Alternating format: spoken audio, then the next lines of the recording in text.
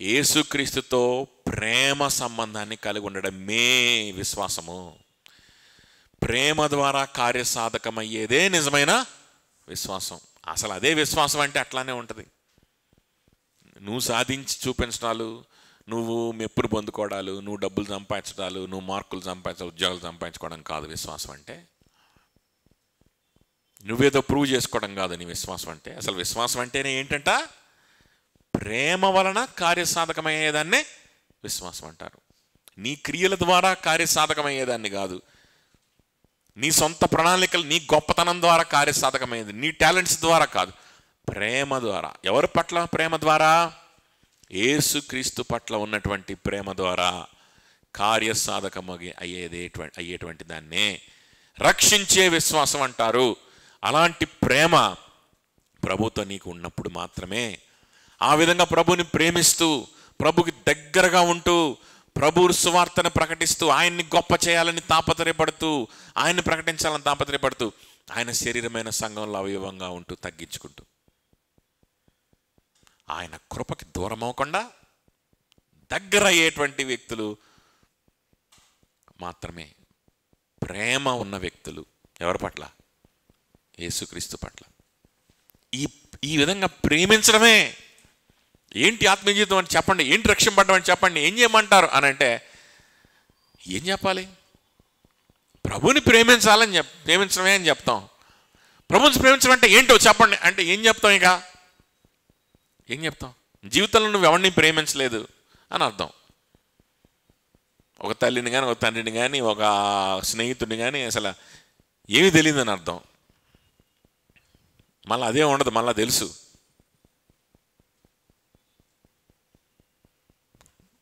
ఇంకా వీళ్ళని మాత్రమే కాకుండా ఇంకా దిక్కుమాలిన వాళ్ళని కూడా ప్రేమించడం తెలుసు, మోసం చేసే వాళ్ళని ప్రేమించడం తెలుసు, వాళ్ళ కోసం తాపత్రయపడడం తెలుసు. యేసుక్రీస్తుని ప్రేమించమంటే మాత్రం యేసుక్రీస్తుని ప్రేమించాలా అంటే ఏంటి? అంటే ఏం చేయాలి? ఇంకేం చెప్తాం దానికి సమాధానం? విశ్వాసం అంటే ప్రేమ ద్వారా కార్యసాధకమైంది అంతే. ఆ ప్రేమ నీకు పుట్టాలంతే. ఎప్పుడు పుట్టింది? ఆయన చేసినటువంటి గొప్ప కార్యాలు, ప్రేమ కార్యాలు, సిలువ కార్యాన్ని నువ్వు ధ్యానిస్తూ ఉన్నప్పుడు, వింటూ ఉన్నప్పుడు, దాన్ని చూస్తూ ఉన్నప్పుడు, ఆస్వాదిస్తూ ఉన్నప్పుడు ప్రేమ కలుగుద్ది. దానికోసమే కదా చర్చికి రెగ్యులర్గా రమ్మనేది, సహవాసంలో ఉండమనేది. కొంతమందికి తొందరగా కలగవచ్చు, కొంతమందికి కొంచెం ఆలస్యం అవ్వచ్చు, కానీ ఆ బాధ్యత నీదే. ఆయన ప్రేమను గుర్తించి ఆయన్ని మళ్ళా తిరిగి ప్రేమించాల్సిన బాధ్యత నీదే. ఎందుకంటే నరకానికి పోయేవాడు నువ్వే, పాపం చేసినాడు నువ్వే. నీ నెత్తి మీద నరకం ఉంది, దేవుని ఉగ్రత ఉంది. దాన్ని తప్పించుకోవాల్సిన బాధ్యత నీదే, నాదే. సో నాకంత అయోమయంగా ఉంది, నాకు దేవుడు క్లారిటీ ఇవ్వట్లేదు, నాకు వాక్యం అర్థం కావట్లేదు, నాకు క్లారిటీ లేదు, నాకు ప్రేమించడం అంటే ఏంటి అర్థం కావట్లేదు అనేటువంటి సాకులు చెప్పి తప్పించుకోకండి. నష్టపోయేది నువ్వే, నష్టపోయేది నువ్వే. గుర్తుపెట్టుకో.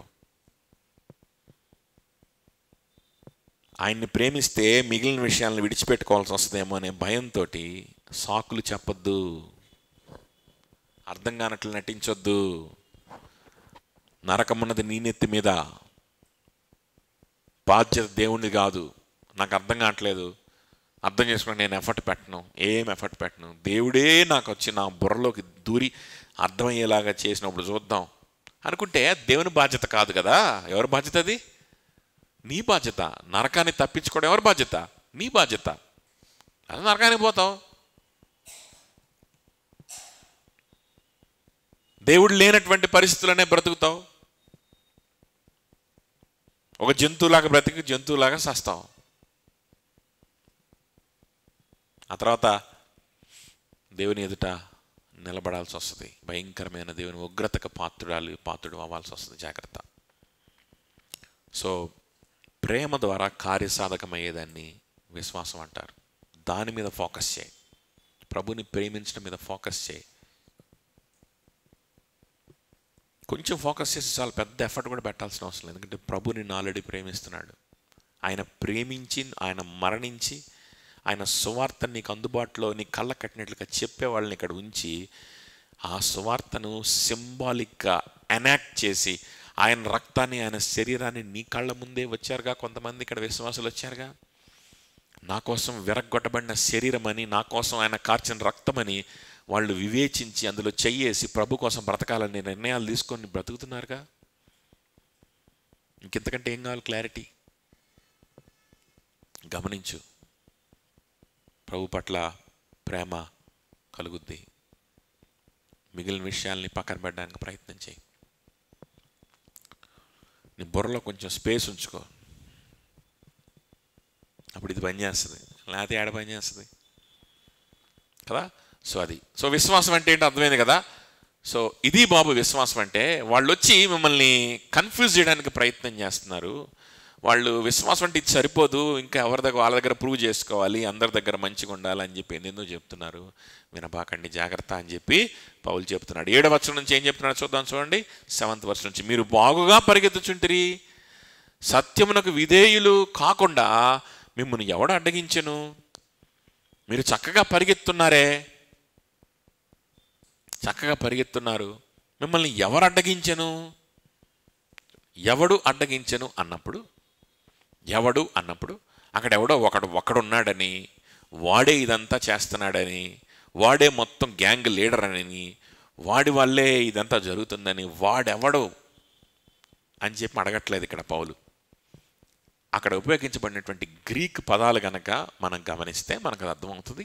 అనేక మంది దైవజనులు దాన్ని గమనించి కమెంట్రీస్ రూపంలో రాశారు కూడా. దాని అర్థం ఏంటి అని అంటే, వాడెవడ్రా, వాడి పేరేంట్రా అని కాదు,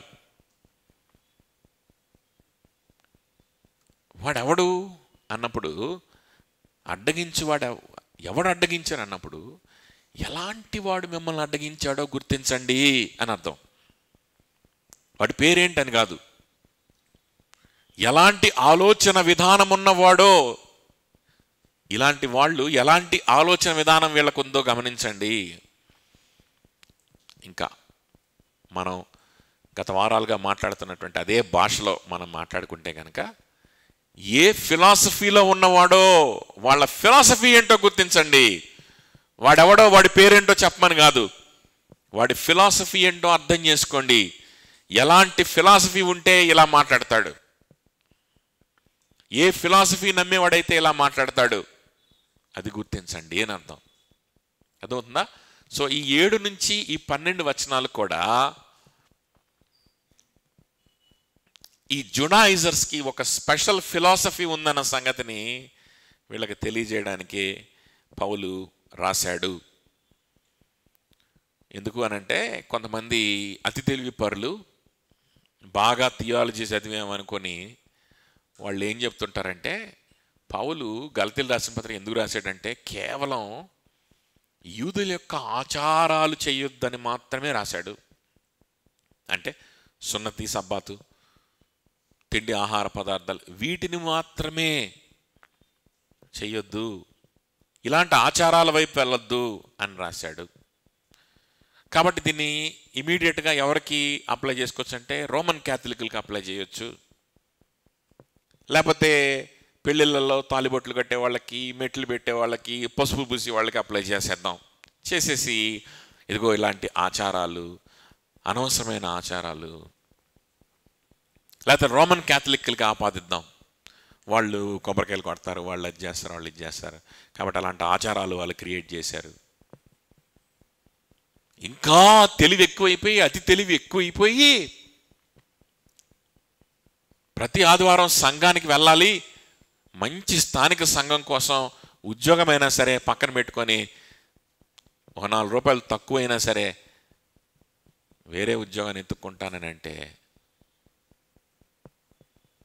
స్థానిక సంఘం కోసం ఉద్యోగాన్ని మార్చుకుందాం అనుకుంటున్నావా? నువ్వు లేనిపోని ఆచారాలు, అంటే స్థానిక సంఘం లేకపోతే చచ్చిపోతావా? సంఘాన్ని నువ్వు పూజిస్తున్నావు. గలతీయులకు రాసిన పత్రిక అందుకే రాశాడు పౌలు, యేసుక్రీస్తులో ఏముంది అన్నాడు? స్వతంత్రం ఉందన్నాడు. సో ఏం స్వతంత్రం అది?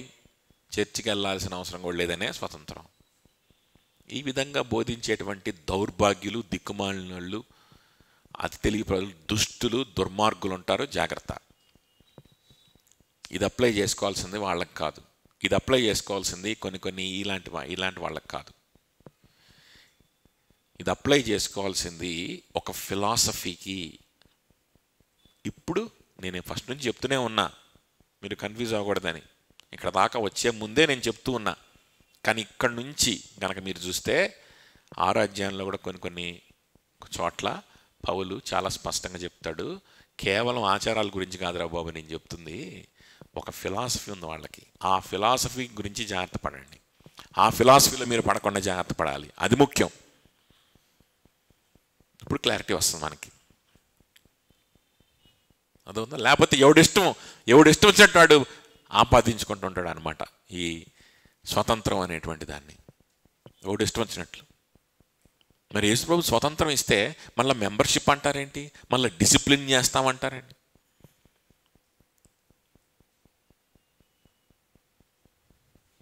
చూడండి, ఏవేవో పెద్ద పెద్ద పుస్తకాలు, ఇంజనీరింగ్లో పెద్ద పెద్ద పుస్తకాలు, మెడిసిన్లో పెద్ద పెద్ద పుస్తకాలు చదువుతూ ఉంటాం కదా. ఎందుకంత నటన ఏం అర్థం కానట్టు? ఇక్కడ మాత్రమే బుర్ర ఏం పనిచేయదు, మిగిలిన అన్ని చోట్ల పనిచేస్తుంది. అన్ని చోట్ల పనిచేస్తుంది, ఇక్కడ మాత్రం ఏ బుర్రా పనిచేయదు. అదేంటో ఓరక కన్ఫ్యూజ్ అవ్వడానికి ఏం ఛాన్స్ దొరుకుద్దా అని చూస్తుంటాం. ఏముందట కన్ఫ్యూజ్ అవ్వడానికి? మనం చాలా స్పష్టంగా మాట్లాడుకున్నాం, గుర్తుందా? ఫ్రీడమ్ అంటే ఏంటి? నీకు మేలైన దాన్ని నీ చూస్ చేసుకోవడానికి నీకు బుర్రలో స్పేసు, సమయము ఉండడాన్ని ఫ్రీడమ్ అంటారు. నిన్ను కరెక్ట్గా పరిపాలించేవాడి కింద పరిపాలన చేయబడ్డానికి, నిన్ను కరెక్ట్గా గైడ్ చేసేవాడి యొక్క గైడెన్స్ తీసుకోవడానికి, నిన్ను ప్రేమించిన వాడికి బానిసగా మారడానికి. నిన్ను ప్రేమించేవాడికి నువ్వు బానిస అయిపోతే నీకేమొస్తుంది? నువ్వు అనగదొక్కబడతావా?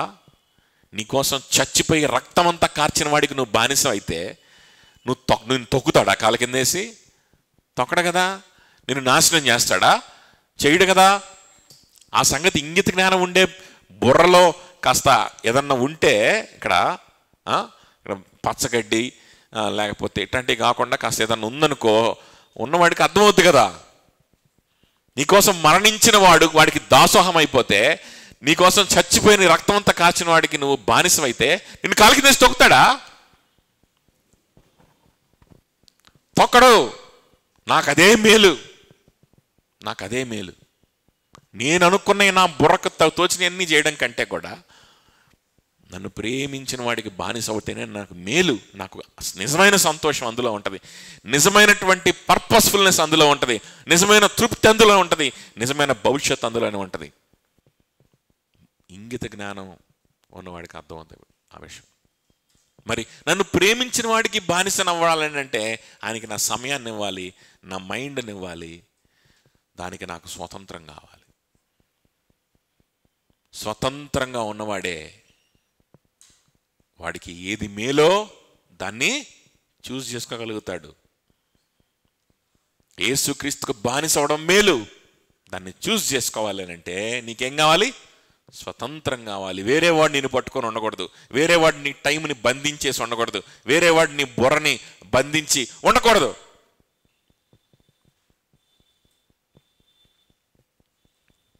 కాబట్టి యేసుక్రీస్తు ఏం చేశాడంట? స్వతంత్రాన్ని ఇచ్చాడంట. అరే, వాళ్ళందరి చేతిలో నువ్వు ఉండాల్సిన కర్మ నీకు లేదు. వాళ్ళందరి చేతిలో ఉండి వాళ్ళందరికీ నీ సమయాన్ని ఇచ్చి వాళ్ళందరితో మెప్పు పొందుకోవాలనే ఆలోచనలతో నిండిపోయి నిన్ను ఎట్లా ప్రూవ్ చేసుకోవాలి? అమ్మో దేవుడి నామానికి కనపరుస్తున్నాను లేదో, అమ్మో నేను వాళ్ళ దగ్గర మంచిగా ఉన్నాను లేదో, నేను ప్రూవ్ చేసుకుంటున్నాను లేదో అని ఇవన్నీ పెట్టుకునే కర్మ నీకొద్దు. నేను నీకు స్వతంత్రాన్ని ఇస్తున్నా, తీసుకో. ఏమిస్తున్నాను? సిలువలో నీకోసం రక్తమంతా కార్చింది నీకు స్వతంత్రాన్ని ఇవ్వడానికి, నీకు విశ్రాంతిని ఇవ్వడానికి. ఆ విశ్రాంతితో, ఆ స్వతంత్రంతో నువ్వు స్వతంత్రంగా నీ ఇష్టపూర్వకంగా నాకు దాసుడు అయిపో. నా ప్రేమలో, నా కౌగిట్లో నిన్ను భద్రపరచుకొని, నిన్ను ప్రేమించుతూ, నిన్ను పరిశుద్ధపరచుకుంటూ నేను స్నేహాన్ని ఇస్తూ నేను ముందుకు నడిపించుకుంటా. ఇది స్వతంత్రం. ఇది స్వతంత్రం. సంఘం అనేటువంటిది, సహవాసం అనేటువంటిది ఈ యేసుక్రీస్తుకు బానిస అవ్వడానికి ఒక మార్గం. అందుకని అది మనకు కావాలి. అది లేనిదే నీకు రక్షణ లేదు. అది లేనిదే యేసుక్రీస్తుకు నువ్వు దాసోహమై ఉండలేవు. అది దేవుడు పెట్టినటువంటి నియమం, దేవుడు పెట్టినటువంటి పద్ధతి. అది సంఘానికి దేవుడి శిరస్సు. సంఘానికి దేవుడి శిరస్సు. అర్థమవుతుందా? ఒక్కొక్కడికి దేవుడి శిరస్సు కాదు, సంఘానికి దేవుడి శిరస్సు. సంఘము ద్వారా నాకు శిరస్సుగా ఉంటాడు. నేను సంఘంలో ఉంటే దేవుడు పెట్టిన పద్ధతి అది. సో ఆయనను శిరస్సుగా కలిగి ఉండి ఆయన్ని పరిపాలకుడుగా కలిగి ఉండాలనే ఆశ ఉంటే స్వతంత్రంగా నువ్వు ఎక్కడికి రావాలి? సంఘానికి. నిన్ను బంధించేటువంటి ఆలోచనలతో బంధింపబడకుండా నువ్వు స్వతంత్రంగా నువ్వు హ్యాపీగా సంఘానికి వచ్చి సంఘంలో నివసిస్తూ ఉండాలి. సహోదరుల మధ్యలో మంచి సహవాసంలో నివసిస్తూ ఉంటావు. అది స్వతంత్రం. నువ్వు సంఘానికి రావట్లేదనంటే, నువ్వు సంఘానికి రావాలి అని నిన్ను ఎవరన్నా కోరుతున్నారు అని అంటే నిన్ను బంధించడానికి కాదు, బయట ఉన్న బంధకాల నుంచి నిన్ను తెంచి నిన్ను ప్రభువుకి దాసుగా చేయడానికి. నిన్ను మోసం చేసేటువంటి బంధకాలు, నిన్ను మోసం చేసేటువంటి సంకెళ్ళులో నుంచి నువ్వు తెంచుకొని నిన్ను ప్రేమించే ప్రభు దగ్గరికి రమ్మని. ఇక్కడ బంధకాలు ఉండవు. అర్థమవుతుందా? ఇది ఇంగిత జ్ఞానం. కన్ఫ్యూషన్ లేదు. బుద్ధి జ్ఞానం లేనటువంటి వాళ్ళు సరిగ్గా కొంచెం శ్రద్ధగా కొంచెం టైం స్పెండ్ చేసి, కొంచెం ఇతరులు కూడా మన ముందున్నటువంటి క్రైస్తవులు, సరే నువ్వు గ్రీకు హీబ్రూలు నేర్చుకోలేకపోవచ్చు, కనీసం అది నేర్చుకొని మనకు ఎక్స్ప్లెయిన్ చేసిన వాళ్ళు ఎలా ధ్యానించారని ఒక్క 5 నిమిషాలు కూడా వాక్యాన్ని ధ్యానం చేసేటప్పుడు వెచ్చించలేనటువంటి దౌర్భాగ్యులు, లేజీ ఫెలోస్, పరిశుద్ధాత్మ దేవుడు నాకు నేర్పించాడనేటువంటి ఒక సాకు పెట్టుకొని ఇష్టం వచ్చినటువంటి వాటన్నిటికీ అప్లై చేస్తుంటారు వాక్యాన్ని. అలా అప్లై చేయకూడదని పౌలు చాలా స్పష్టత ఇస్తున్నాడు. నేను మాట్లాడుతుంది ఒక్క సున్నతి గురించి మాత్రమే కాదు, నేను మాట్లాడుతుంది ఒక్క యూదుల ఆచారాల గురించి మాత్రమే కాదు, నేను మాట్లాడుతుంది వాళ్ళ ఫిలాసఫీ గురించి. ఆ 7వ వచనంలో ఆ మాటే మనకు అది అర్థమవుతుంది అనమాట. వాడు ఎవడు అడ్డగించను, అడ్డగించిన వాడు ఎవడు అని అంటే ఏ ఆలోచన విధానం ఉన్నవాడు అని మీరు గుర్తించాలి అని పౌలు యొక్క ఉద్దేశం. 8వ వచనం 8, ఈ ప్రేరేపణ మిమ్మును పిలుచుచున్న వాని వలన కలగలేదు. ఈ ప్రేరేపణ, వేరే ఆలోచన విధానం మీలో తయారైపోతుంది స్లోగా. అరే వీళ్ళ ఆలోచన విధానం ఏదో బాగుందే, వీళ్ళ ఫిలాసఫీ ఏదో బాగుందే, ఈ ఫిలాసఫీలో ఉంటేనే కాస్త కరెక్ట్ ఏమో అనిపిస్తుంది. నిజమే కదా, యేసు ప్రభు ఆయనకు స్నేహం చేయాలి, ఆయనకి దగ్గర అవ్వాలి అని అంటే, సరే ఇది ప్రాక్టికల్గా ఉందే, ముందు నువ్వు డబ్బులు సంపాదించు, ముందు నువ్వు మంచి పేరు తెచ్చుకో, ముందు అందరి ముందు మంచి పేరు తెచ్చుకో, ఆ తర్వాత బైబిల్ చదువు కానీ, ఆ తర్వాత నువ్వు సంఘానికి పోదు కానీ, అప్పుడు చెప్తూ కానీ యేసు ప్రభు గురించి అప్పుడు వింటారు అందరూ. దిక్కుమాలినటువంటి మోసకారమైనటువంటి మాటలు చెప్తుంటాడు. అందరి దగ్గర మెప్పు పొందుకున్న తర్వాత అంట అప్పుడు సువార్త చెప్తే అంటారంట. సరే మీ క్లాస్లో ఉన్న వాళ్ళందరితో, మీ ఉద్యోగంలో తోటి ఉద్యోగాలు అందరితో మంచి పేరు తెచ్చుకున్నావు, ఇది చెప్పు చూద్దాం సువార్త. ఎవడన్నా వస్తాడేమో చర్చికి? ఎవడన్నా వస్తాడా? పలావ పెట్టి స్వీటు ఇచ్చి వాయిద్యాలు వాయించి డెకరేషన్ చేసి క్రిస్మస్ ట్రీలు పెడితే ఎవడైనా వస్తాడు. నా గొప్పతనం చూసి వచ్చాడు అనుకుంటున్నాం మనం. అర్థమవుతుందా?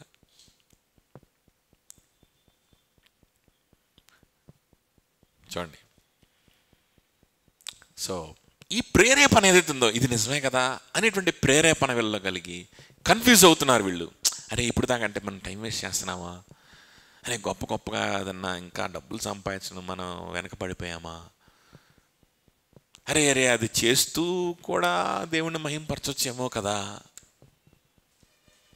అప్పుడు డబ్బులకు డబ్బులు వస్తాయి,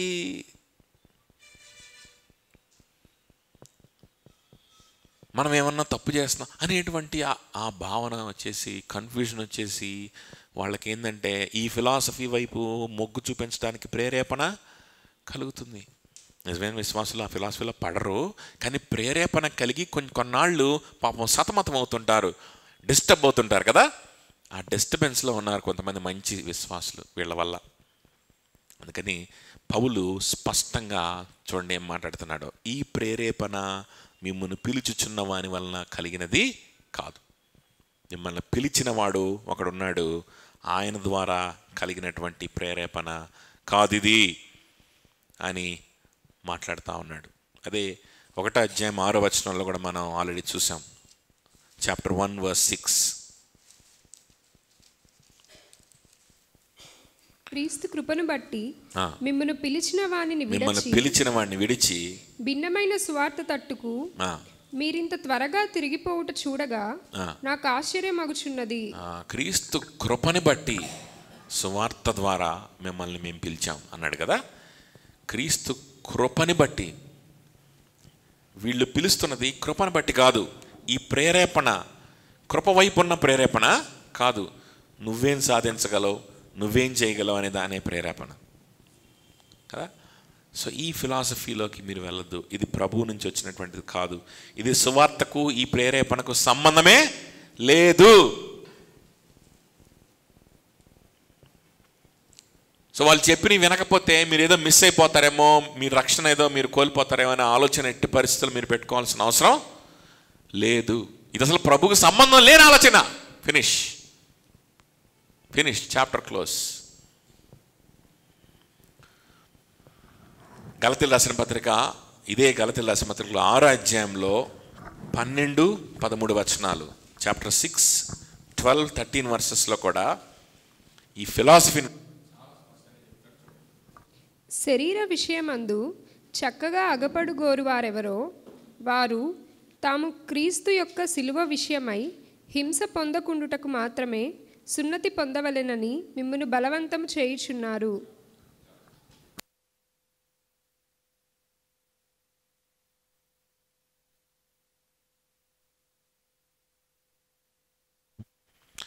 చూడండి ఏంటంట, శరీర విషయమందు చక్కగా అగుపడకోరువారు.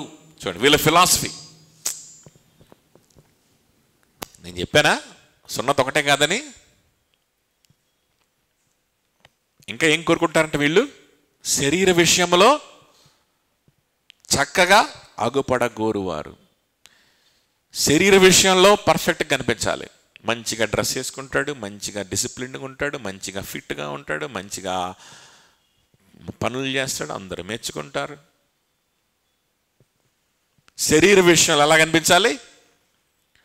హాస్పిటల్కి వెళ్ళిన అలానే కనిపించాలి, ఆఫీస్కి వెళ్ళిన అలానే కనిపించాలి, ఇంట్లో ఉన్న అలానే కనిపించాలి, చర్చిలో ఉన్న అలానే కనిపించాలి.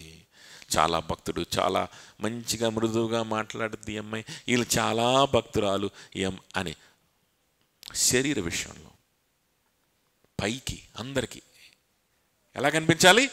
చక్కగా అగుపడగల కోరువారు వారెవరో వారు తాము క్రీస్తు యొక్క శిలువ విషయమై పొందిన హింస పొందకుండుటకు మాత్రమే సున్నతి పొందవలనని మిమ్మల్ని బలవంతం చేయుచున్నారు.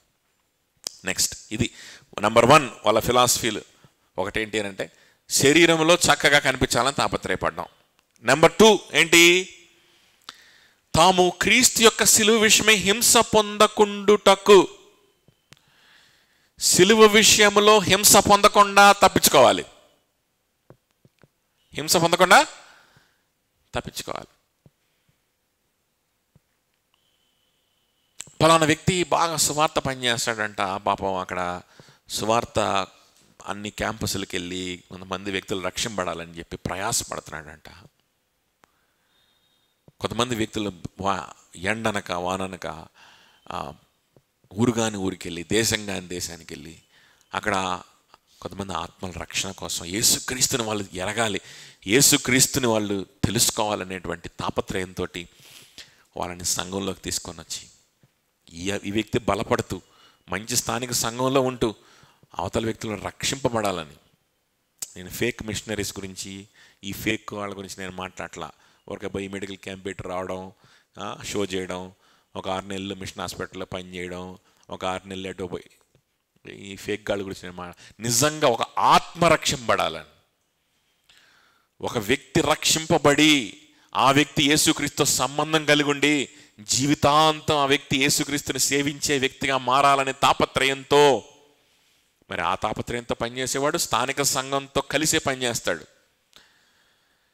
ఎందుకంటే స్థానిక సంఘం లేకుండా ఆ విధంగా ఒక వ్యక్తిని నడిపించలేం కదా. సో ప్రయాసపడుతున్నాడు, చర్చికి తెస్తున్నాడు, అక్కడ బలపరుస్తున్నాడు, ఎంత ప్రయాసపడతా ఉన్నాడు. మరి ఈ ప్రయాసపడడానికి ఉద్యోగం అడ్డం వస్తే ఉద్యోగం విడిచిపెట్టుకుంటున్నాడు, పేదరికంలో ఉండాల్సి వచ్చిన పేదరికంలో ఉంటున్నాడు, దేశం కాని దేశం, ఊరు కాని ఊరు వెళ్ళిపోవాల్సి వస్తే అక్కడికి వెళ్ళిపోతున్నాడు, శ్రమ అనుభవిస్తున్నాడు, తిట్టేవాళ్ళని ఎదుర్కొంటున్నాడు, కొట్టేవాళ్ళని ఎదుర్కొంటున్నాడు అనుకుందాం. ఈ దుర్మార్గులకి ఇలా సిలువ విషయంలో హింసించబడడం ఇష్టం లేదు. సిలువ విషయంలో హింసించబడడం ఇష్టం లేదు. ఇలాంటి వాళ్ళని చూస్తే కూడా వీళ్ళకి ఇన్ఫీరియారిటీ కాంప్లెక్స్ వస్తుంది. ఏమొస్తుంది? ఇన్ఫీరియారిటీ కాంప్లెక్స్ వస్తుంది. అందుకని వీళ్ళు ఏమంటారంటే, వెళ్తున్నాడు పాపం, బాగా సేవ చేస్తున్నాడులే, కానీ దానికంటే ముఖ్యం మనం మంచిగా మన కుటుంబాన్ని మంచిగా మనం చూసుకొని మంచిగా అన్ని డబ్బులు సమకూర్చి మన పిల్లల్ని వాళ్ళు చదువుకొని వాళ్ళ యొక్క వాళ్ళకు ఒక కారు, వాళ్ళకు ఒక ఇల్లు కట్టుకొని ఇది ఒక కుటుంబంలో ఒక మంచి ఇదిగా ఇది ముఖ్యం.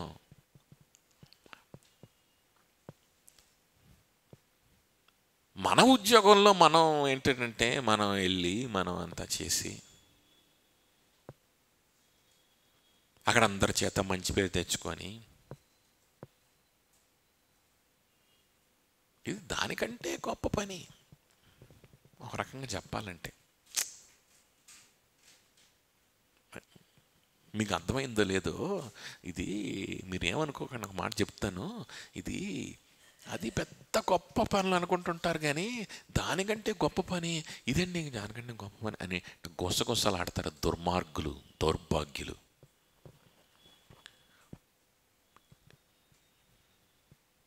మనం ఆల్రెడీ మాట్లాడుకున్నాం కదా, ఇటువంటి వ్యక్తుల దగ్గర నుంచి కుక్కలు ఎంటబడితే ఎట్ట పరిగెత్తాలి అలా పరిగెత్తి పారిపోవాలి. వాళ్ళని బాగు చేద్దాం అనుకుని ట్రై చేయకూడదు. కుక్కల విషయమై జాగ్రత్త. కుక్కలు ఎంట పెడితే ఆ కుక్కను బాగు చేద్దాం, పాపం ఏదో ఎంట పడుతుందిలే అని దాని ఎదురుగా వెళ్తామా? వెళ్ళాం కదా. పరుగు అట్ట పరిగెత్తాలి. అదవుతుంది చెప్పింది. వీళ్ళ అసలు ఫిలాసఫీ ఏంటి? ఇది అసలు ఫిలాసఫీ.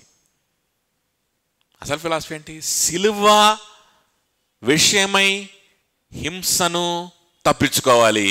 ఇది వాళ్ళ అసలు ఫిలాసఫీ. దానికి ఏదో కహానీలు చెప్తాడు, దానికి ఏదో స్టోరీలు చెప్తాడు, నిజంగా సేవ చేసే వాళ్ళని డిగ్రేడ్ చేస్తాడు, నిజంగా ప్రయాసపడే వాళ్ళని తగ్గిస్తాడు. వాళ్ళు ప్రయాసపడుతున్నారు కానీ వాళ్ళకి థియాలజీ తెలీదు. వాళ్ళకి ఆర్డో సాల్యూటిస్ అంటే ఏంటో తెలుసా? తెలియదు. ప్రకటిస్తున్నాడు. వాడికి క్యాల్వినిజం తెలుసా? తెలియదు.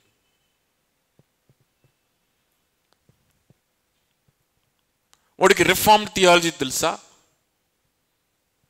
కృపా సిద్ధాంతాలు తెలుసా? తెలియకుండానే పాపం వాళ్ళు పల్లెటూళ్ళల్లో కొంతమంది సేవ చేస్తున్నారు. పాపం పిచ్చోడు.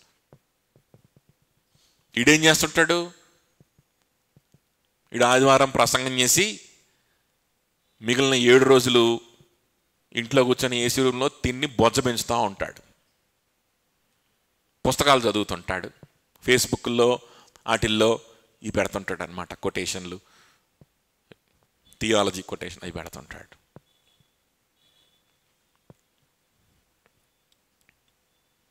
చూడండి, ఇది బ్యాచే, ఇది కూడా, అది కూడా ఈ బ్యాచే. సో వీళ్ళ ఫిలాసఫీ చక్కగా కన్స్ట్రక్ట్ చేసి మరి చూపిస్తున్నాడు కదా పౌలు మనకి. సో ఫస్ట్ పాయింట్ ఏంటి వీళ్ళ ఫిలాసఫీలో? ఫస్ట్ పాయింట్, శరీర విషయమందు చక్కగా బయటికి కనిపించాలి అని తాపత్రయం, నెంబర్ 1. నెంబర్ 2 ఏంటి? సిలువ విషయమై వచ్చేటువంటి హింసల్ని తప్పించుకోవాలి. నెంబర్ 3, అందుకనే ఆ హింస పొందకుండునట్లు మాత్రమే సున్నతి పొందవలనని మిమ్మల్ని బలవంతము చేయుచున్నారు. సున్నతి అడ్డం పెట్టుకుంటున్నారు అంతే. సున్నతి ధర్మశాస్త్రం అనేది వరకు అడ్డం పెట్టుకుంటున్నారు అంతే. వీళ్ళ ఫిలాసఫీ ఏంది? ఇది. ఇంకా 11వ వచనం, అయితే వారు సున్నతి పొందిన వారైనను ధర్మశాస్త్రము ఆచరింపరు, తాము మీ శరీరమందు అతిశయించు నిమిత్తము. వారు మీ శరీరమందు అతిశయించు నిమిత్తము. ఎవరి శరీరమందు? మన శరీరములో వాళ్ళు అతిశయం పొందాలి, మన ద్వారా వాళ్ళు అడ్వాంటేజ్ తీసుకోవాలి. మీ శరీరమందు అతిశయించు నిమిత్తము మీరు సున్నతి పొందవలనని కోరుచున్నారు. వాళ్ళకి ప్రభులో ఉండడం చేత కాదు, సువార్త కోసం హింసపడడం చేత కాదు, ప్రభువుని ప్రేమించడం చేత కాదని ఇందాక మనం మాట్లాడుకున్నాం కదా. కాబట్టి వాళ్ళ గొప్పతనం ఎక్కడో చోట ఎత్తుక్కోవాలిగా. ఎక్కడో చోట వాళ్ళ గొప్పతనం, సాటిస్ఫాక్షన్ ఎత్తుక్కోవాలి కదా ఎక్కడో చోట.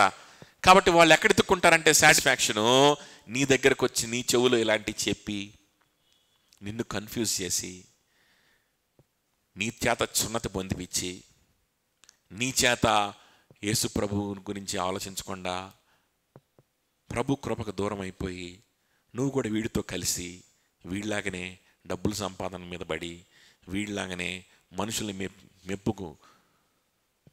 మెప్పించాలనేటువంటి తాపత్రయంలో పడి మళ్ళా నువ్వు అందులో కూడా ఏదైనా తప్పు చేస్తే అప్పుడు వాడు నీకంటే గొప్పోడిగా కనిపిస్తాడు.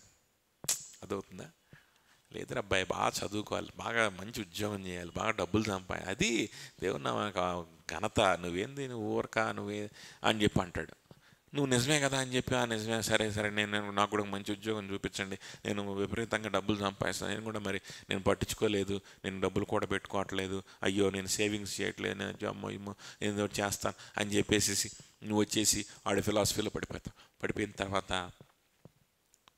ఆడు సీనియర్ కదా నీకంటే ఈ రంగంలో. ఎందులో? శరీర విషయంలో, మంచిగా ఆగపడే విషయంలో, శ్రమను తప్పించుకునే విషయంలో, లోక సంబంధంగా జాగ్రత్తలు తీసుకునే విషయంలో నీకంటే సీనియర్ కదా. వాడు నీకంటే బెటర్గా పర్ఫామ్ చేస్తుంటాడు. అప్పుడు వాడు వచ్చి నీకు నీతులు చెప్తుంటాడు. రోజు వచ్చి ఏం చెప్తుంటాడు? నీతులు చెప్తుంటాడు. రోజు వచ్చి నీతులు చెప్తుంటారు.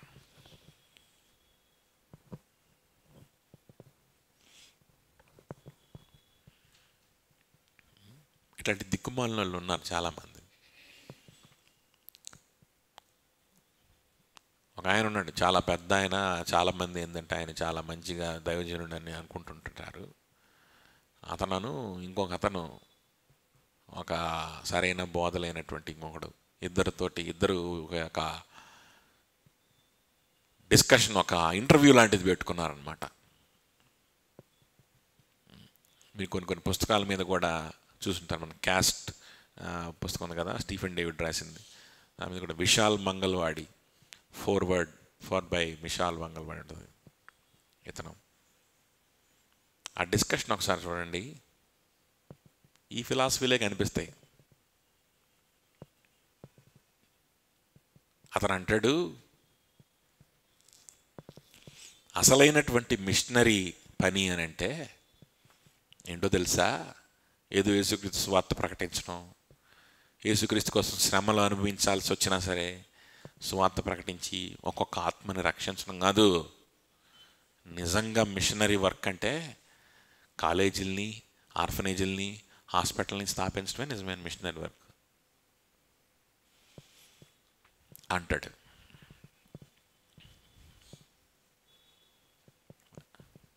చూడండి, ఎవరంటే ఇలాంటి మాటలు చెప్పేది? యేసుక్రీస్తు సిలువ విషయమై హింస పొందకుండునట్లు. యేసు క్రీస్తు సిలువ విషయమై హింస పొందడాన్ని అవాయిడ్ చేయాలనుకునేటువంటి వ్యక్తులు ఇలాంటి మాటలు మాట్లాడతారు. ఇది వాళ్ళ యొక్క ఫిలాసఫీ.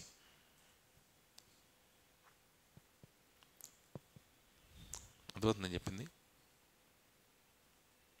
ఇప్పుడు కంప్లీట్గా ప్రభు గురించి, ప్రభు సువార్త ప్రకటించి ఒక వ్యక్తి ఆత్మ రక్షింపబడాలి అనే ఆలోచన నుంచి పూర్తిగా దూరం అయిపోయి, ప్రభు కృపకు పూర్తిగా దూరం అయిపోయి, నీ మైండ్ అంతా ఇప్పుడు నేనేం కట్టాలి, ఆర్గనైజేషన్ కట్టాలి, ఆ ఆర్ఫనేజ్ పెట్టాలి, లేకపోతే కాలేజ్ పెట్టాలి, స్కూల్ పెట్టాలి అని చెప్పి కళ్ళగంటుంటావు. పెట్టేది లేదు, సచ్చేది లేదు.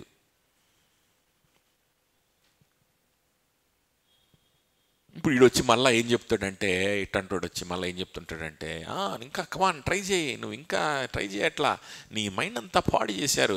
మనం ఏంటంటే దేవుని కోసం బ్రతకడం అంటే ఇదే, మనం ఏదేదో చెప్పారు మాకు అది ఇది అని చెప్పి డిస్కషన్లు, డిబేట్లు, ఇలాంటి దిక్కుమాలిన ఇంటర్వ్యూలు ఇవన్నీ ఇచ్చుకుంటూ తిరుగుతుంటారు మోటివేషనల్ స్పీకర్స్లా.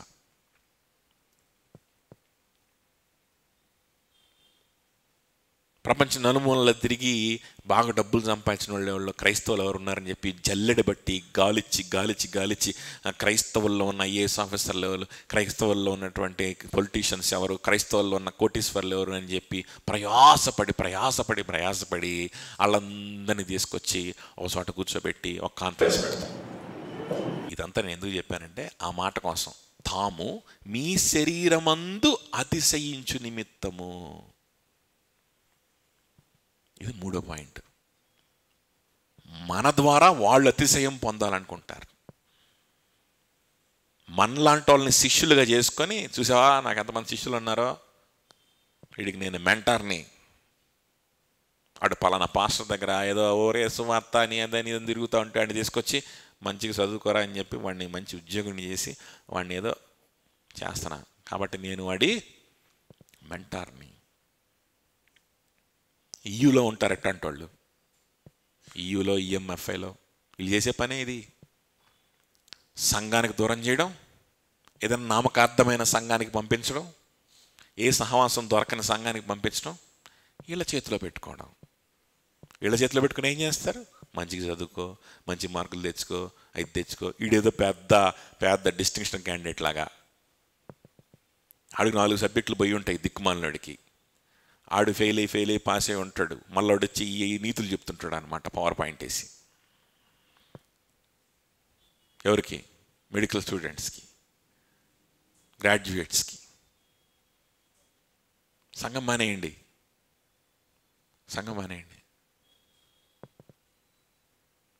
ప్రబల స్థానిక సంఘంలో ఉండే ఒక వ్యక్తి ఆత్మరక్షణ కోసం సువార్త ప్రకటించడానికి నేను ప్రయాసపడి సహోదరులతో కలిసి నేను పనిచేస్తాను అంటే మానే. ఇవన్నీ కాదు నువ్వు చేయాల్సింది,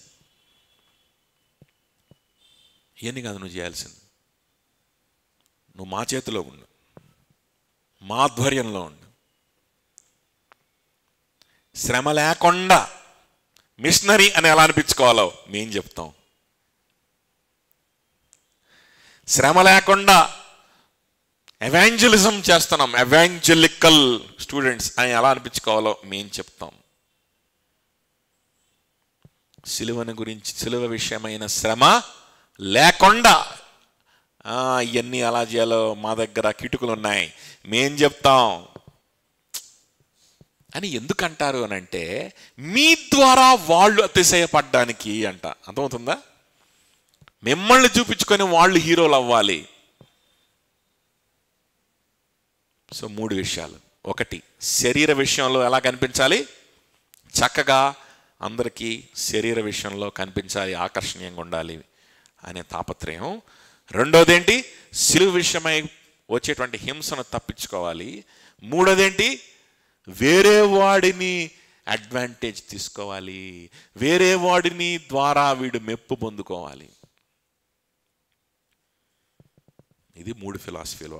ఈ వీళ్ళకున్న ఫిలాసఫీ ఇది యాక్చువల్ అసలు ఫిలాసఫీ ఇదైతే, దీన్ని ప్రజల్లోకి తీసుకెళ్ళడానికి వాళ్ళు సున్నతి అనేదాన్ని అడ్డు పెట్టుకుంటున్నారు. ఏం చేస్తున్నారు? సున్నతి అనేదాన్ని అడ్డు పెట్టుకుంటున్నాడు. చూడండి, 9వ వచనం చూద్దాం. మనము 5వ అధ్యాయంలోకి వచ్చేసేయండి. మళ్ళా 9వ వచనం. పులిసిన పిండి కొంచెమైనను ముద్ద అంతయు పులియ చేయును, మీరెంత మాత్రం వేరుగా ఆలోచింపరని ప్రభునందు మిమ్మను గూర్చి నేను రూఢిగా నమ్ముచున్నాను. ఇది మనం ఇందాక మాట్లాడుకున్నాం కదా. మీరు దేవుని నిజంగా రక్షింపబడిన వాళ్ళైతే మీరు ఇలాంటి ఆలోచనలోకి వెళ్ళరని నేను నమ్ముతున్నాను. వీళ్ళు పులిసిన పిండి లాంటి వాళ్ళు, వీళ్ళు చెడగొట్టేటువంటి వారు. వారికి మీరు దూరం అయిపోవాలి. వాళ్ళని అవసరమైతే సంఘం నుంచి పంపించి వేయాలి. వాళ్ళతో మీరు కలిసి ఉండకూడదు. మీరు కలిసి ఉండరు.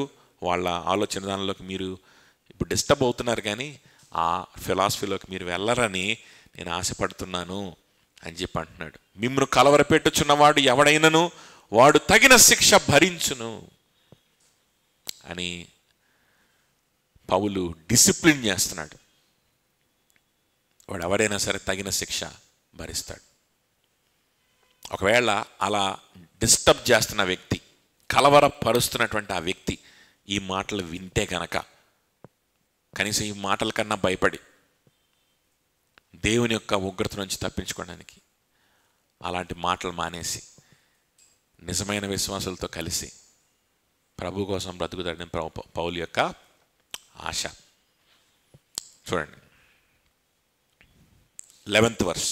సహోదరులారా, సున్నతి పొందవాలనని నేను ఇంకనూ ప్రకటించిన ఎడల ఇప్పటికీ హింస పడనేలా. అంటే ఈ కలవరపరిచే వాళ్ళు ఎవరైతే ఉన్నారో, ఈ కలవరపరిచే వాళ్ళు ఏం చెప్తున్నారంటే,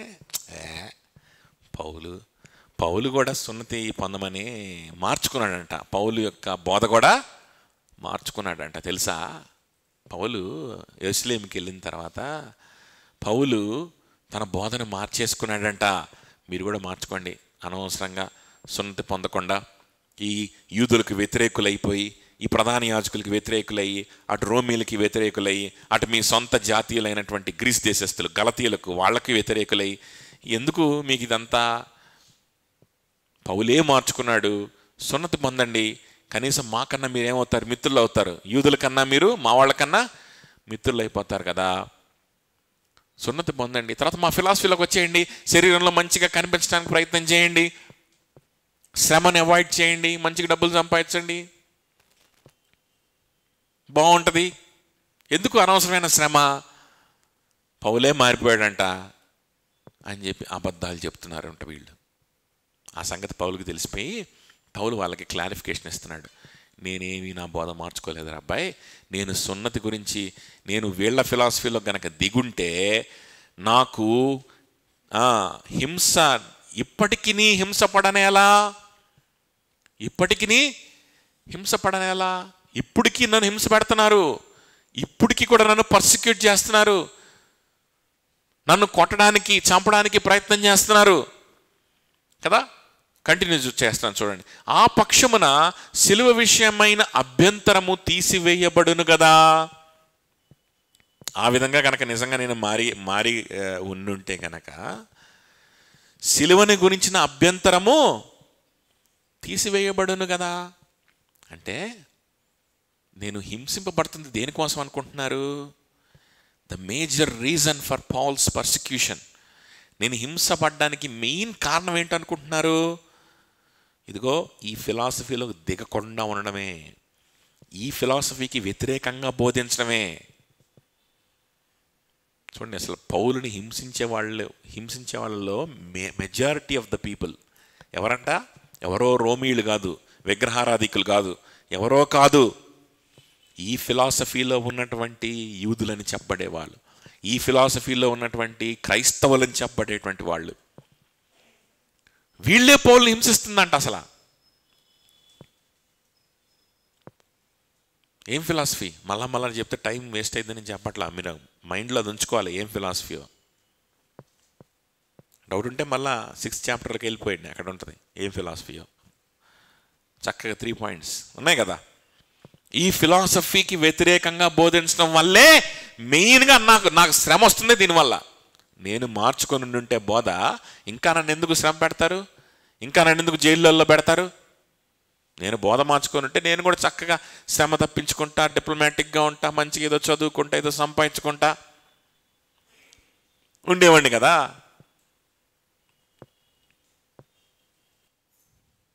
అదో నేను చెప్పింది. శ్రమను తప్పించుకొని భక్తి చేయడం ఎలా అని ఎవడన్నా చెప్పాడంటే వాడు తప్పుడే.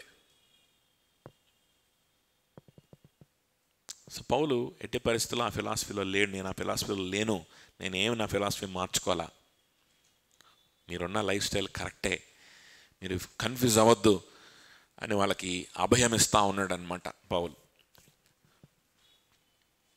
చూడండి, ఆ పక్షమున సిలువ విషయమే అభ్యంతరము తీసివేయబడును కదా అని అంటే, ఒకవేళ కనుక నేను వాళ్ళ ఫిలాసఫీలోకి వెళ్ళిపోయి ఉంటే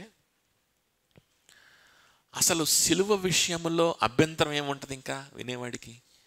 అంటే సిలువ కొంతమందికి అభ్యంతరకరంగా ఉంది. ఎలా ఉంది సిలువ? సిలువ గురించిన సువార్త, యేసుక్రీస్తు గురించిన సువార్త బోధిస్తే కొంతమందికి ఎలా ఉందంటే అది అభ్యంతరకరంగా ఉంది. చూడండి, ఎవరికి అభ్యంతరకరంగా లేదు అని అంటే నువ్వు అసలు సువార్తను బోధించట్లేదు. ఏంది ఆయన బాగా కఠినంగా చెప్తున్నాడు ఇక్కడ అని కనుక మీకు ఎవరికన్నా కొత్తగా వచ్చిన వాళ్ళకి కానీ ఎవరికన్నా మీకు కనుక అనిపిస్తుంటే కనుక, సువార్త అంటే ఇంతే ఉంటుంది. సువార్త అభ్యంతరకరంగా ఉంటుంది. సువార్త ఎట్లా ఉంటుంది? కొంతమంది చాలామందికి అభ్యంతరకరంగానే, అది అభ్యంతరకరంగా లేదు, అందరూ హ్యాపీగా వింటున్నారు అని అంటే నువ్వు సువార్త చెప్పట్లేదు. నువ్వు చెప్తున్న సువార్త కాదు, నీ సొంతగా ఏదో కథలు చెబుతున్నావు అని అర్థం. పౌలుకు కూడా అదే జరుగుతుంది. చూడండి, సువార్త చెప్తుంటే అంట చాలా మందికి అది ఎలా ఉందంట? అభ్యంతరకరంగా ఉంది. ఎందుకు అభ్యంతరకరంగా ఉంటుంది సువార్త? What is the main reason? సువార్త అభ్యంతరకరంగా ఉండడానికి మెయిన్ రీజన్ ఏంటి అని అంటే, సువార్త వీళ్ళ ఫిలాసఫీకి వ్యతిరేకంగా ఉండడమే. వీళ్ళ ఫిలాసఫీ ఏదైతే ఉందో, నీ క్రియల ద్వారా దేవుని మహింపరచు, నీ మార్కులు తెచ్చుకొని దేవుని మహింపరచు, మంచిగా డబ్బులు కూడబెట్టుకుంటే కూడా దేవునికి మహిమే, మామూలుగా నీ ఉద్యోగం నువ్వు ప్రశాంతంగా చేసుకుంటే దేవునికి మహిమే, అది చాలు, అంతకుమించి పెద్ద శ్రమ పడాల్సిన అవసరం, అంతకుమించి ఇంకేం అవసరం లేదు అనే ఫిలాసఫీ ఉందే. సువార్త దీనికి వ్యతిరేకం. సువార్త దీనికి. మరి ఇట్లాంటి వాళ్ళు అసలు విశ్వాసులు అవుతారా? విశ్వాసులు కాదు కదా, సిలువ వ్యతిరేకులు. విశ్వాసులు కాదు కదా, పారిపోవలసినటువంటి వారు. వాళ్ళని చూసి కుక్కల వెంబడబడితే ఎట్లా పారిపోవాలి అట్లా పారిపోవాలి తగినటువంటి వారు. విశ్వాసులు కాదు కదా, అభ్యంతరపరిచేవారు. విశ్వాసులు కాదు కదా. వీళ్ళెవరు అని అంటే, వీళ్ళు దుష్ట సాంగత్యము, పులిపిండి. గుర్తుపెట్టుకోండి. ఇలాంటి వాళ్ళు పెద్ద యూత్ లీడర్స్లా కనిపించవచ్చు. సాత్వికంగా మాట్లాడుతుంట, మంచి ప్రజెంటేషన్లు ఇవ్వచ్చు, మంచి ప్రసంగాలు చేయొచ్చు, చక్కగా ఎలా చదువుకోవాలి, ఎలా డబ్బులు, ఎలా సక్సెస్ఫుల్గా ఉండాలి, ఎలా మంచిగా సమాజంలో పెంచిపోయేది, ఇలాంటి ప్రసంగాలు, మోటివేషనల్ ఇవన్నీ చేయొచ్చు. పెద్ద ప్రపంచ ప్రఖ్యాతిగాంచిన స్పీకర్ కావచ్చు. కుక్క ఎంట పడితే అట్ట పారిపోవాల్సిందే వాడి దగ్గర నుంచి.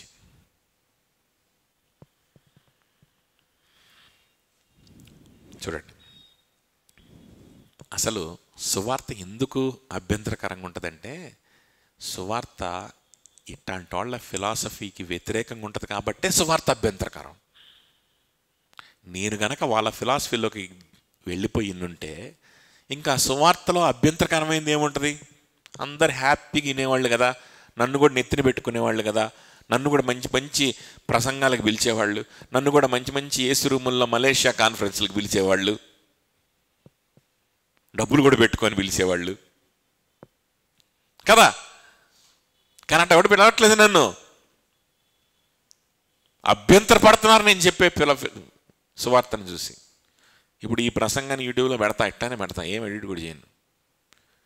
ఆ మలేషియా చూస్తుంది, నాకు రెండోసారి ఫోన్ కూడా చేయదు. డబ్బులు పెట్టుకొని వస్తానన్నా కూడా వద్దంటది. లేకపోతే ఊరకు ఫోన్ చేస్తుంది, పాస్పోర్ట్ అప్లై చేసుకున్నారండి, చేసుకున్నారా, చేసుకోకపోయినా పర్లేదండి, మనం రిజిస్టర్ చేసేద్దాం, తర్వాత మీరు పాస్పోర్ట్ అప్లై చేసుకోండి అంటుంది. అంటే ఏంటి రిజిస్టర్ చేయడం అంటే? ఏదో నేమ్ అడ్రస్ రాసి ఇవ్వడం కాదు. నేమ్ అడ్రస్ రాసి కింద ₹1,00,000 పేమెంట్ వస్తుంది అనమాట. అది అదవుతుందా? నన్ను ఎవడు పిలవట్లేదే, శ్రమను పాలు చేస్తున్నారే, జైల్లో వేస్తున్నారే, కొట్టడానికి చూస్తున్నారే. ఎందుకో తెలుసా? సువార్త అభ్యంతరకరమైంది. ఎందుకు అభ్యంతరకరమైందో తెలుసా? ఇదిగో మీకు చెప్తున్నారా ఫిలాసఫీ, ఈ ఫిలాసఫీకి ఇది వ్యతిరేకం. సువార్త వ్యతిరేకం మా ఫిలాసఫీకి. అందుకని సువార్త అభ్యంతరకరంగా ఉంటుంది చాలామందికి అని పౌలు స్పష్టత ఇచ్చేస్తున్నాడు. చూడండి 12th verse ఆఖరిగా మనం చదువుకొని ముగించుకుందాం. మిమ్మల్ని కలవరపెట్టి వారు తమను తాము ఛేదించుకొనుట మేలు. చాలా స్ట్రాంగ్ వర్డ్ వాడేశాడు, భయంకరమైన మాట మాట్లాడేశాడు పౌలు. మిమ్మల్ని కలవరపెట్టువాడు మిమ్మల్ని వాడు తమను తాము ఛేదించుకొనుట మేలు. ఆ పదం గ్రీక్ పదం మనం చూస్తే క్యాస్ట్రేట్ అంటే తమ యొక్క పురుష అవయవాలు ఏవైతే ఉన్నాయో వాటిని ఛేదించేసుకొని వాళ్ళు నపుంసకులైపోవడం మేలు అంటున్నాడు. ఎందుకు ఈ భయంకరమైన మాట మాట్లాడాడంటే, ఆల్రెడీగా ఈ గలతీ ప్రాంతంలో కొంతమంది ఉన్నారు. వాళ్ళు సైబిల్ అనేటువంటి దేవతకు పూజించే పూజారులు. ఈ సైబిల్ అనేటువంటి దేవతకి పూజించే పూజారులు వాళ్ళు ఏం చేస్తారంటే, సున్నతి కాదు, పురుష అంగం మొత్తం కూడా తీసేసేసి వాళ్ళు నపుంసకులు అయిపోతారు, ఆ దేవతకు అర్పితం అయిపోతారనమాట. సో మీకు తెలుసు కదా. సో ఆ విధంగా అవయవాల్ని ఛేదించేసుకొని నపుంసకులు అయిపోయే వాళ్ళు మీకు తెలుసుగా. మీ పూర్వీకులు ఉన్నారు కదా గలతీలు, విగ్రహారాధికులు. మరి వాళ్ళకి ఏంటి తేడా?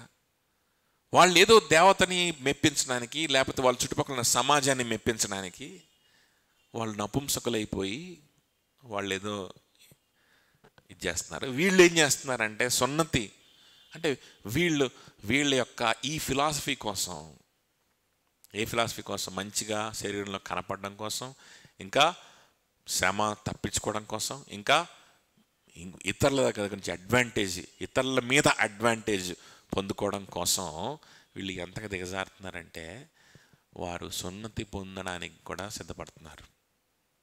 అదొక సింబల్గా పెట్టుకొని మేము చాలా భక్తులు అని చెప్పి దాన్ని ఒక క్రెడిబిలిటీని అందులో ఎత్తుక్కోవడానికి వాళ్ళు సున్నతి పొందుకోవడానికి సిద్ధపడుతున్నారు.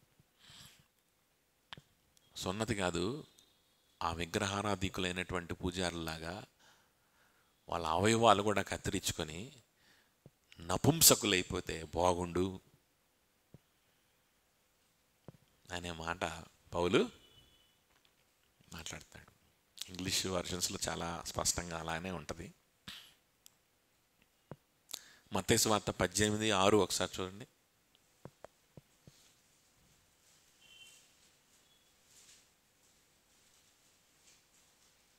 మత్తయి సువార్త 18:6. నా యందు విశ్వాసముంచు ఈ చిన్నవారిలో ఒకనిని అభ్యంతర పరుచువాడెవడో వాడు మెడకు పెద్ద తిరుగటిరాయి కట్టబడిన వాడై మిక్కిలి లోతైన సముద్రములలో ముంచి వేయబడుట వానికి మేలు. దేవుని యొక్క ప్రజల్ని అభ్యంతరపరిస్తే, నిజమైన రక్షింపబడినటువంటి సంఘ సభ్యులుగా ఉంటున్నటువంటి నిజమైన విశ్వాసులను కనుక కన్ఫ్యూజ్ చేయడానికి ట్రై చేస్తే, వాళ్ళ మీద అడ్వాంటేజ్ తీసుకోవడానికి ట్రై చేస్తే, వాళ్ళని కానీ సంఘాన్ని కానీ వాడుకుందాం, అడ్వాంటేజ్ తీసుకుందాం అనే ప్రయత్నం చేస్తే ఎంత శాపగ్రస్తమైన పరిస్థితి తెలుసా అది? ఇది సాక్షాత్ యేసుక్రీస్తు ప్రభు వారు చెప్పిన మాటలు. వాడి మెడకు తిరగట్రాయి కట్టి వాడిని సముద్రంలో పడవేయడం మంచిది అని కఠినమైన మాటల ప్రభువు చెప్తా ఉన్నాడు. గుర్తుపెట్టుకోండి. ఇలాంటి ఫిలాసఫీలో ఎవరన్నా ఉంటే గనక వణుకుతోనూ భయంతోనూ బయటికి రండి, తగ్గించుకోండి. ప్రభు సన్నిధిలో, దేవుని బిడ్డల దగ్గర ప్రభు కృపకు దగ్గర అవ్వండి. ప్రభు కృపకు దగ్గర అవ్వండి. ఇలాంటి కఠినమైన మాటలు చదివిన తర్వాత కొంతమంది అన్నారట, పౌలేంటి ఇంత కఠినమైనటువంటి ఇంత భయంకరమైన మాట మాట్లాడేశాడు, బలహీనతను బట్టి అట్లా మాట్లాడు. పౌలు కూడా మనిషే కదా, అందుకని బలహీనుడు కదా, అందుకనే మరీ అట్లా తిట్టేసి అంత భయంకరమైన తిట్టేసినట్టున్నాడు అని కొంతమంది అనుకుంటున్నారంట. అలాంటి వాళ్ళ కోసం విలియం హెండ్రిక్సన్ అనేటువంటి దైవజనుడు 1960s ఆయన రాసిన కమెంటరీలో ఈ విధంగా రాస్తా ఉన్నాడు. పౌలును సమర్థిస్తూ ఈ విధంగా రాస్తా ఉన్నాడు. నేను ముందు ఇంగ్లీష్లో చదువుతాను, ఆ తర్వాత తెలుగులో ఎక్స్ప్లెయిన్ చేస్తాను. Accordingly, instead of saying shame on you, Paul, for wishing such a thing, we should we not rather say shame on ourselves? పౌలు, ఇంత భయంకరమైన మాటలు మాట్లాడుతున్నావు ఏంటి, సిగ్గుందా అని అనే బదులు మనం ఏమనాలంటే, మనకు సిగ్గుందా అని మనం ప్రశ్నించుకోవాలంట. అదవుతుందా? పౌలుని కాదు ప్రశ్నించాల్సింది, మనకు సిగ్గుందా అని ప్రశ్నించుకోవాలంట. ఎందుకు ప్రశ్నించుకోవాలి అని అంటే,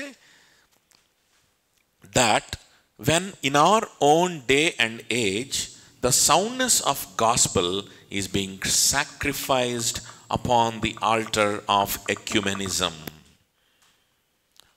మనం నివసిస్తున్న ఈ దినాల్లో ద సౌండ్నెస్ ఆఫ్ గాస్పెల్, సువార్త యొక్క సారం, సువార్త యొక్క నిజమైన అర్థము అది బలైపోతుంది, అది ఎవరికి అందకుండా పోతుంది. ఆన్ ది ఆల్టర్ ఆఫ్ ఎక్యుమెనిజం, అందరినీ మెప్పించాలనేటువంటి ఫిలాసఫీతో, అందరి దగ్గర మంచిగా కనిపించాలనే ఫిలాసఫీతో, అందరి దగ్గర మంచిగా కనిపించాలి, ఎవరిని నొప్పించకూడదు, అందరినీ మెప్పించాలి అనేటువంటి ఫిలాసఫీతో సువార్తలో ఉన్న అసలైన అర్థం అంట అదేమైపోతుందంట, అది కనుమరుగైపోతుంది. And whenever so many people are being led astray by a so called gospel that recognises no contrast between saved and unsaved. ఇంకా ఏం జరుగుతుందంట మన ఇటీవల కాలంలో? ఏం జరుగుతుంది అని అంటే, చాలామంది ప్రజలు ఒక నకిలీ సువార్తని వింటున్నారు, ఒక నకిలీ సువార్త వైపు మొగ్గు చూపుతున్నారు. ఆ నకిలీ సువార్త ఎలా ఉంటుందంటే, ఎవరు రక్షింపబడ్డాడు, ఎవడు నిజంగా రక్షింపబడలేదు అనేటువంటి డిమార్కేషన్ ఇవ్వదు ఆ నకిలీ సువార్త. నువ్వు చర్చకొచ్చావా, కానికేసావా, మా సంస్థలో చేరావా, మా ఇయ్యూలో చేరావా, మా IMFAలో చేరావా, నువ్వు రక్షింపబడినట్టే, నువ్వు క్రైస్తవుడు అయిపోయినట్టే. నకిలీ సువార్త ఏంటిది? నకిలీ సువార్త. సో ఈ నకిలీ సువార్త ఎవరు రక్షింపడ్డారు, ఎవరు రక్షింపడ్డారని తెలియదు. అసలు అలాంటి సువార్త ప్రకటింపబడుతుంది. But only the brotherhood of all men on our own cheeks have the brotherhood of all men అంటే అందరూ సహోదరులే, మా సంస్థలో చేరితే చాలు అందరూ సహోదరులే. ఇది నకిలీ సువార్త. నిజమైన సువార్త అలా చెప్పదు. నిజమైన సువార్త కొంచెం అభ్యంతరకరంగా ఉంటుంది. అందుకనే నిజమైన సువార్త అలా ఏం చెప్తుందంటే, నువ్వు ప్రభు కోసం జీవితాన్ని ఇస్తే అప్పుడే నువ్వు నా సహోదరుడివి. నువ్వు ప్రభు కోసం నిజంగా నీ జీవితాన్ని పణంగా పెడితే అప్పుడు నువ్వు సంఘంలో సభ్యుడివి, అప్పుడు నిజమైన సేవకుడివి, అప్పుడు నిజమైన రక్షకుడివి, రక్షింపడినటువంటి వ్యక్తివి అని చెప్పి నిజమైన సువార్త చెప్తా ఉంటుంది. అందుకే అది ఎలా ఉంటుంది, అది అభ్యంతరకరంగా ఉంటుంది. సో ఇక్కడ హెండ్రిక్సన్ గారు ఏమంటున్నాడంటే, పౌలుని తప్పట్టం కాదు, షేమ్ ఆన్ అస్. ఈ విధమైనటువంటి ప్రక్రియ జరుగుతుంటే కూడా మనము we have lost the ability to glow with righteous indignation. పౌలుకు వచ్చినటువంటి న్యాయమైన కోపము మనలో రాకుండా మనము ఎలా ఉన్నామంటే మనము చావలేని వాళ్ళుగా ఉన్నాం. పౌలుకు వచ్చినటువంటి ఆ న్యాయమైన కోపము మన ముఖాల్లో కనిపించకుండానే పోతుంది ఈ రోజుల్లో. పౌలుకు వచ్చిన ఆ న్యాయమైనటువంటి కోపం, రైచస్ ఇండిగ్నేషన్, మన ముఖాలని ఎర్రజేయట్లా. అందుకని మన మీద మనమే తుపుక్కను ఊసుకోవాలి, పౌలు మీద కాదు ఊసేది. అర్థమవుతుందా?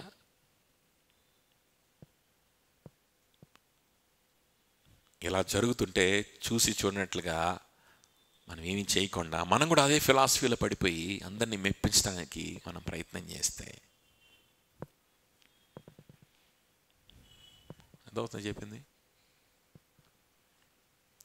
దైవజనులు ఈ వాక్య భాగాన్నే దీనికి కామెంటరీ రాస్తూనే రాశాడు.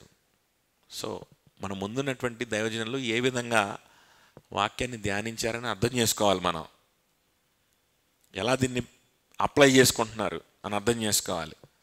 అంతేగాని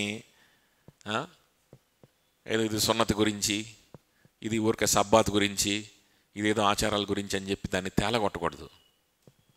ఇక్కడ ఒక డేంజరస్ ఫిలాసఫీ ఉంది, దానికి వ్యతిరేకంగా సువార్త ఉంది. ఆ ఫిలాసఫీలో నువ్వు పోయావా, నువ్వు సువార్తకు వ్యతిరేకమైపోతావు. అందులో పడకుండా పౌలు రాసిన గ్రంథమే ఈ అద్భుతమైనటువంటి గలతీలు రాసిన పత్రిక. సో దీన్ని కంక్లూడ్ చేస్తూ ఇంకొన్ని జాగ్రత్తలు మనకు చెప్తూ కంక్లూడ్ చేస్తాడు. అది రానున్నటువంటి 2-3 వారాల్లో మనం దాన్ని ముగించేసుకుంటాం. కాబట్టి ప్రార్థన చేయండి. అందరూ కూడా విన్న విషయాల్ని జాగ్రత్తగా ధ్యానిస్తూ ఉండండి. గలతీలు రాసిన పత్రిక very valuable to understand what is salvation. అసలు స్వార్థ అంటే ఏంటి, రక్షణ అంటే ఏంటి అర్థం